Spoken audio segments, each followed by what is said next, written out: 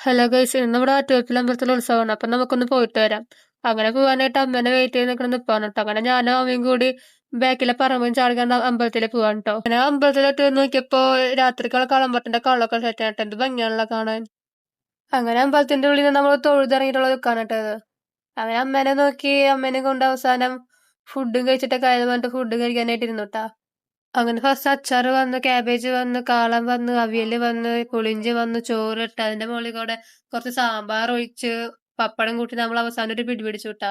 അങ്ങനെ നമ്മൾ ഫുഡും കഴിച്ച് വീട്ടിലോട്ട് തിരിച്ചു പോന്നു.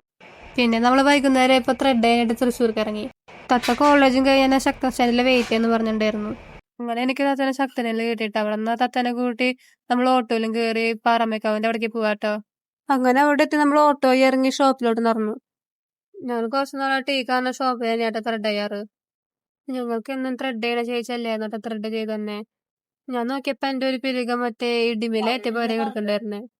അങ്ങനെ ഞങ്ങൾ എന്തെങ്കിലും ആവട്ടെ വിചാരിച്ച് വീട്ടിലേക്ക് തിരിച്ചു പോന്നു. Bye guys.